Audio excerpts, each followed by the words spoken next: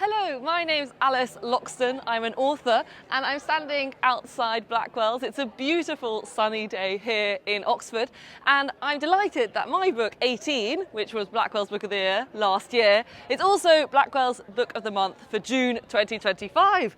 And I've just been here signing 2,000 copies of this beautiful special edition, and it's got these wonderful sprayed edges, or spreadges as they say in the industry. And I just thought I might read a couple of the opening pages. The book's all about young people in history. It's a history of Britain in 18 young lives. So from the Venerable Bede to Elizabeth I to Chaucer to Vivienne Westwood, it's looking at what they were up to at the age of 18.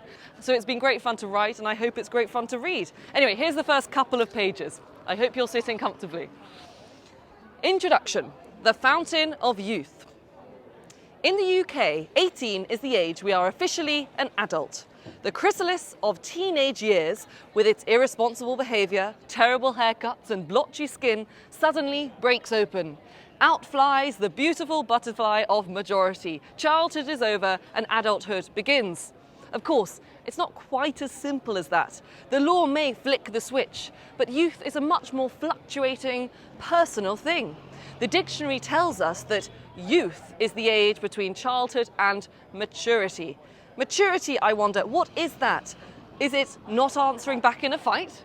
Is it passing the crisps around before helping yourself? At 28 years old, am I there yet? Will I ever get there?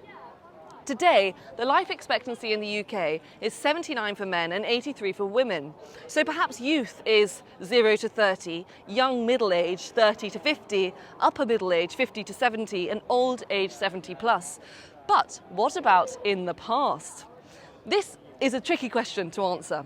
Throughout history, all figures on mortality have been warped by the vast numbers of childhood deaths. It's depressing to realise that many of our ancestors were already shuffling off this mortal coil at a very young age. Everyone in history who lives beyond 18 is lucky to be there.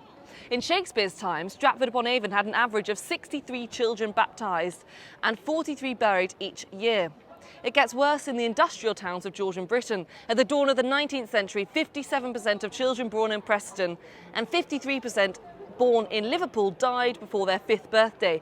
As such, the life expectancy of a newborn Prestonian in a working class family was 18 years old, and in Liverpool it was just 16. But if you discount all these very young deaths, you get a very different picture. Between 1200 and 1745, if a man got to the age of 21 and didn't die by accident or go to war or have a messy night out with his mates, he'd probably live to 62 to 70 years. You have to imagine it like a round of job interviews, with each round representing a decade of your life. The first couple of rounds would be brutal, getting rid of over half the applicants. But after that, there would be only a few candidates knocked off at each round, with a handful making it to the final stages.